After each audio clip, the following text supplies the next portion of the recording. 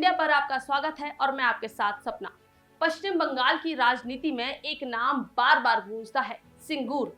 एक ऐसा मुद्दा जिसने सिर्फ जमीन का विवाद नहीं बल्कि पूरी सरकार ही बदल दी और अब 2026 से पहले वही सिंगूर फिर से चर्चा में है। तो सवाल है, सिंगूर में आखिर ऐसा क्या हुआ था? क्यों बना ये इतना बड़ा राजनीतिक मुद्दा और अब बीजेपी इसे बार बार क्यों उठा रही है? आइए आसान भाषा में आपको पूरी बात समझाते हैं।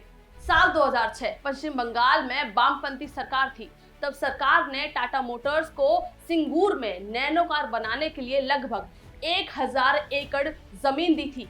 इस प्रोजेक्ट का नाम था टाटा नैनो। इसे आम आदमी की कार भी कहा गया। लेकिन यहीं से शुरू हुआ पूरा विवाद। कई किसानों का आरोप था कि उनकी उपजाऊ जमीन जबरदस्ती ले ली गई। उन्हें मुआवजा या तो कम मिला या फिर मिला ही नहीं।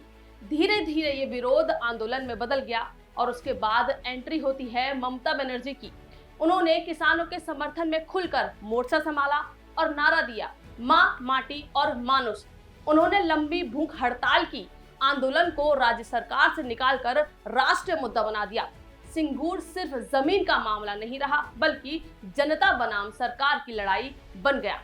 लगातार विरोध, तनाव, अनिश्चित माहौल।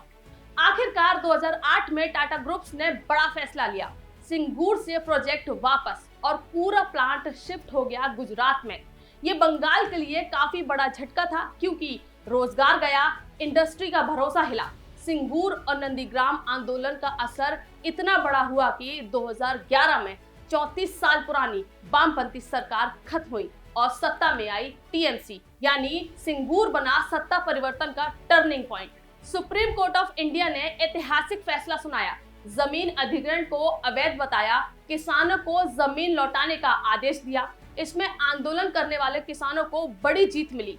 2026 चुनाव में आखिरकार इसकी चर्चा क्यों हो रही है, ये भी एक बड़ा सवाल है। तो चलिए इसका भी जवाब आपको दे देते हैं। दरअसल 2026 चुनाव से पहले बीजेपी ने अपने संकल्प पत्र में फिर से सिंगूर को उठाया है। बीजेपी का वादा, यहाँ इंडस्ट्रियल पार्क बनाए जाएंगे, यानी विकास प्लस रोजगार का नया मॉडल। लेकिन सवाल वही है, क्या किसान इस बार तैयार होंगे?